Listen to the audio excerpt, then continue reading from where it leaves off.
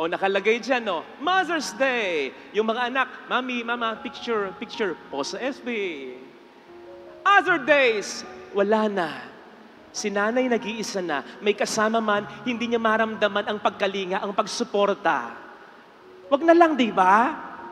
Kasi ang sabi ni nanay dyan, papost-post ka pa sa FB, ha? Na mahal mo ko, ha? Na the best ako, ha? Hindi ka naman sumusunod sa mga utos ko, ha? Sa Ebanghelyo, narinig natin na sinamba si Kristo ng kanyang mga disipulo. They worship Him. Tayo po ba? Sino ang ating sinasamba? Siyempre, sasabihin natin ang Diyos. Wala namang ibang pinakakarapat-dapat sambahin, kundi ang Diyos lamang. Pero yung pagsamba kaya na ating ginagawa ay pagsambang kalugod-lugod sa Diyos? Baka isa tayo sa mga sinasabi ni Kristo sa Mateo 15:8 na mga taong sumasamba sa Kanya sa pamamagitan ng mga bibig nila pero malayo ang puso sa Kanya. Wag sana. Pag sinabing pagsamba or worship, ito raw pala ay galing sa isang Old English term na worthship, which means to give something worth. Ang bigyan ng isang bagay ng halaga. Yung bibigyan mo ng importansya, ng attention mo, ibibigay mo yung gana mo, yung affection mo, yung buhay mo. Yun ang bagay o taong sinasamba mo. Tanong, ganito ba talaga tayo sa ating Panginoon? Ito, walang biro. No question about this. Sumasamba tayo sa Kanya tuwing linggo. Pero pagkatapos nito, ano na? Tandaan po natin ang sinabi ni San Pablo sa 1 Corinthians. Ang sabi niya doon, in whatever you do, whether you eat or drink, do it for the glory of God. Ang pagsamba ay hindi lamang isang oras, 24 oras. Ang pagsamba ay hindi lamang isang araw, lahat ng araw sa buong isang linggo. Ang pagsamba should be a way of life as a Christian. Kung hindi ganito ang ating pagsamba, wag na lang. Para lang yan, ganito Last Mother's Day, may mga sip-sip na anak na pinag-celebrate ang Mother's Day ang kanilang mga ina. Pero pagkatapos nun, ano na? Kaya very telling yung picture na ito O nakalagay dyan, no? Mother's Day. Yung mga anak, Mami, Mama, picture, picture. Post sa FB. Other days, wala na. Si nanay nag-iisa na, may kasama man, hindi niya maramdaman ang pagkalinga, ang pagsuporta. Wag na lang, di ba? May mga mothers na nagre-reklamo, Father, ang aking anak, nung Mother's Day, napaka-sweet na mga messages. Naku, kung alam mo lang, Father, ang ibinibigay niya sa aking stress. Maintindihan mo tuloy yung meme na yan, no? Isang nanay, ang nagpalipad ng walis sa kanyang anak. Anak, ilag ka na lang. Galit si nanay. Kasi ang sabi ni nanay dyan, papost-post ka pa sa FB, ha? Na mahal mo ko, ha? Na the best ako, ha? Hindi ka naman sumusunod sa mga utos ko, ha? Tama nga naman. Huwag na lang. Nandito tayo kapag Sunday, pero nasa ng puso natin is some other days. Kapag nandito tayo, we say amen to Him. But do we really obey Him? Hence, do we really worship Him? Ang nangyayari kasi, sinasama natin ang Panginoon sa iba nating mga priorities, which is very wrong. Bakit? Hindi naman ka-level ng Panginoon ang iba nating mga priorities. Priority mo, pamilya mo, hindi ka-level ng Diyos yan. Priority mo, health mo, hindi ka-level ng Diyos yan. Barkada mo, negosyo mo, trabaho mo, karir mo, ministeryo ko, hindi ka-level ng Diyos ang lahat ng ito. So, when we speak of priorities, dapat siya ang nasa pinakauna ng ating mga priorities. Remember, nang magbigay siya sa atin ng utos, ang sabi niya, mahalin natin siya ng buo. Hindi niya yung sasabihin sa iba. Hindi niya sasabihin sa iyo, mahalin mo ang kapwa mo ng buo, ang sarili mo ng buo. Hindi, siya lang. Wala dapat siyang kahati. Sapagkat kapag meron na siyang kahati, idolatry na yon. Pagsamba na sa Diyos-Diyosan yon. Yes, tama po yung dinig niyo. Kasi tandaan natin, ang Diyos-Diyosan sa Biblia ay hindi lamang tulad ni Baal, hindi lamang tulad ng false gods na parang mga anito, na gawa-gawa ng tao, sinasamba ng tao, false gods sa mga yan. Pero tandaan po natin, pag sinabing idol sa Bible, Diyos-Diyosan sa Biblia, ito rin ay po pwedeng yung pamilya mo, yung karir mo, yung pera mo, yung negosyo mo, yung trabaho, yung ministeryo ko, kapag ito na ang mas binibigyan natin ng importansya kesa kay Kristo. Some of us don't know this, na madalas, seryosong kasalanan, hindi tayo dadalihin ng demonyo sa mga yan kung napapagtagumpayan na natin ang mga yan. Dadalihin tayo ng demonyo sa mga hindi natin inaakalang gagamitin niya upang tayo ay ibulit sa kasamaan. Ang gagawin ng demonyo, aadikin niya tayo sa pagmamahal sa pamilya mo, sa girlfriend mo, sa boyfriend mo, sa negosyo mo, sa karir mo. So much so na mas mamahalin na natin ito kesa kay Kristo. Kasi ang iniisip ng demonyo, darating at darating ang pagkakataon, mawawala sa kanya ito. Pag nawala sa kanya ito, sisisihin niya ang Diyos. Magagalit siya sa Diyos. Kasi, kaya, beware about it. Dapat, una ang Diyos. Hindi ko alam kung napapansin niyo kapag nagpapapicture kayo dito sa akin. Halimbawa, mamaya, picture taking na naman. Pila na naman. 30 minutes, 1 oras. Ayan, sige, ibigay ang hilig. Pansinin po ninyo, hindi ako pumapayag na kayo or yung kasama ninyo ang magte-take ng picture kasama ako. Sabihin ko sa inyo, ibigay niyo po sa sakristan. Kasi yung sakristan, alam na nila yung gusto kong anggulo. Hindi yung forma ng mukhang ganon. Hindi. Anggulo. Ikaw, ako, kasama si Kristo. Dapat kasama si Kristo. Kapag walang sakristan, ako ang kukuha ng phone. Mapapansin po ninyo, sigurado ko, isasama ko si Kristo o kaya si Mama Mary. Hindi lang tayo. Napapansin niyo po ba? Halimbawa, nagpapakilala kayo, Father, galing pa po kami ng ganon. Galing pa po kami doon. Father, followers mo kami. Father, idol ka namin. At mabilis kong sinasabi, di ba? Hindi po ako ang idol. Idol natin si Jesus. Hindi po kayo ay followers ko. Followers po tayo ni Jesus. Hindi nyo ba napapansin na hindi naman nyo ako makikita sa TV aside sa internet? Diyan nyo lang ako makikita. Hindi ako lumalabas sa TV. Kahit maraming nag-iimbita. At bakit? Ganon din naman. Hindi nyo ako makikitang nagmimisa kung saan-saan. Nagkakasal kung saan-saan. Nahatak sa dinner, sa lunch kung saan-saan. Yes, mahirap akong imbitahin. Hindi dahil sa kung anumang bagay, kundi dahil sa totoo lang. Ang gusto kong sumikat ay hindi ako, kundi siya lang. Dapat siya lang.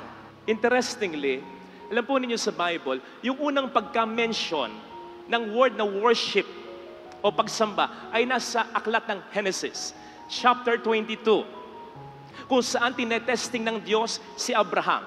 Tinetesting ng Diyos si Abraham kung sino para kay Abraham ang mas mahalaga. Siya ba na Diyos o ang anak ni Abraham na si Isaac? Again, sabi ko interestingly, kasi kung babasahin po ninyo yung chapter 22, verse 5, ang sasabihin doon ni Abraham sa kanyang mga alipin, dito lang kayo, bantayan niyo yung asno. Pupunta kami ng bata, si Isaac nga, sa bundok at doon kami, what? Sasamba. Sipin po ninyo, anong klaseng pagsamba yun? Anong mangyayari sa bundok? Iaalay niya sa Diyos, papatayin niya ang kanyang kaisa-isang anak. Anong klaseng pagsamba yun? Aber? Sige nga. Pero balik tayo sa definition kanina. Ang pagsamba ay pagbibigay ng iba yung halaga. Sa bundok ng Moriah, magkakaalaman kung sino para kay Abraham ang mas mahalaga, ang Diyos ba o ang anak niya. Again, interestingly, hindi sinabi ng Diyos kay Abraham, ora mismo, ialay mo sa akin ang anak mo. Nauna. Hindi.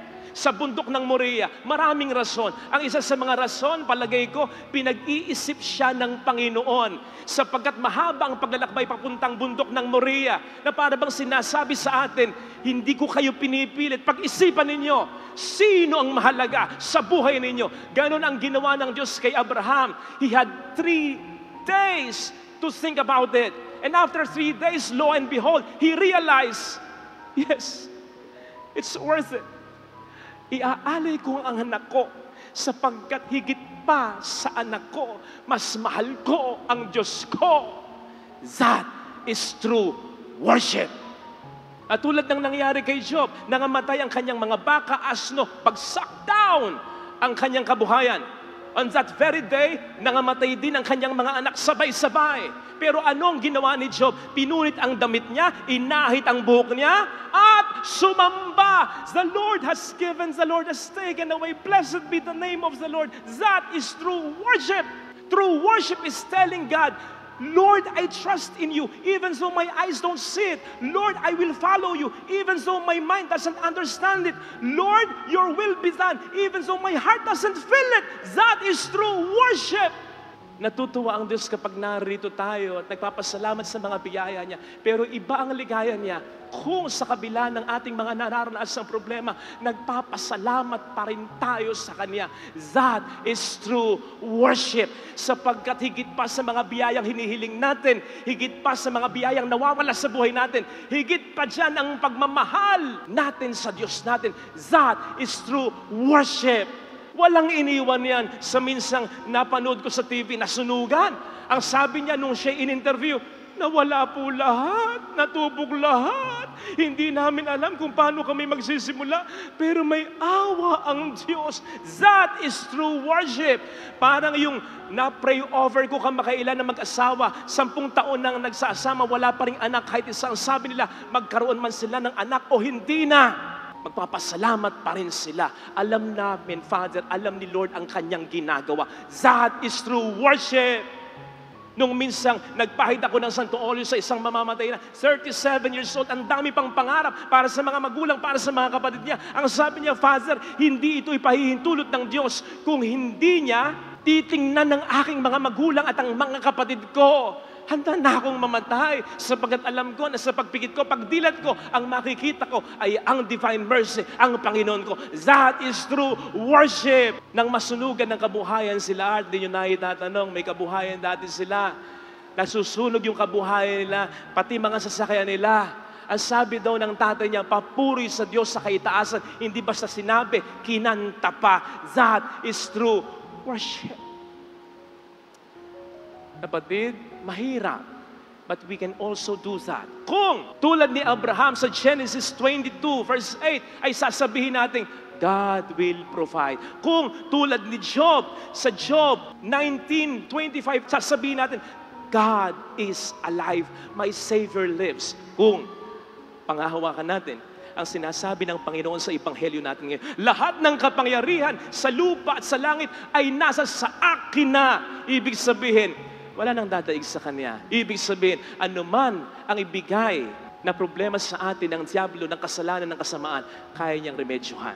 Eh di ba't ngayon ay sineselebrate natin ang pag-akyat ni Jesus sa kalangitan? Nasabi ko nga kanina, pagkatapos niya, tayo na rin balang araw. Ano ang kalangitan? Ito'y pagpapakita sa atin na anumang hirap ang ating maranasan, umisip ka ng pinakamahirap na pwede mong maranasan kundi kamatayan. Kaya nga lagi natin sinasabi, habang may buhay, may pag-asa. Pero paano kung patay na? Ayun! Yung pinakamatinding problema, kamatayan, nasolusyonan niya. Anong problema sa buhay mo ang hindi niya kayang solusyonan? Isipin mo, sige nga.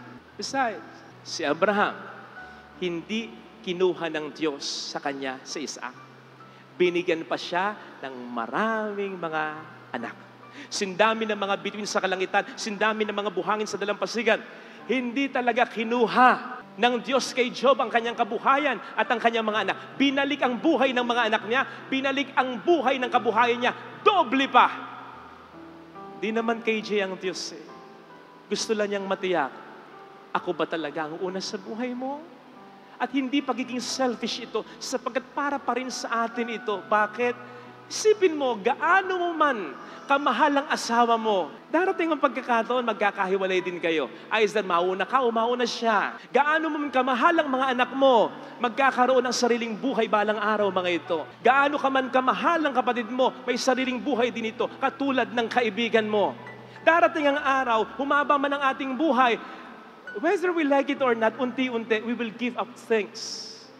Wala tayo. Ay di ba, pagpapunta sa kamatayan, dumating tayong wala, babalik tayong wala. Pero sa oras na unti-unti nang nawawala ang lahat sa iyo, kahit ang kalusugan mo, kapag ang Diyos ay nasa buhay mo, hindi mo mararamdamang nawawalan ka. You won't lose anything if you have Jesus in your life because Jesus is everything. Kung wala ng lahat, but you have God, then you will realize God is more than enough. Hindi ba ganun ang langit? Ang langit naman, ginagawa lang natin masyadong romantic. Pearly gates, golden roads, pavement. Ang langit, alam nyo kung ano? More than anything else. Ang langit ay makasama natin ang Diyos. Ganun ang langit. So, might as well, ngayon pa lang mag-practice na tayo. Mamuhay tayo in love with God, nandun lagi ang presensya ng Diyos. Ito sana hilingin nating biyaya sa pagdiriwang na ito.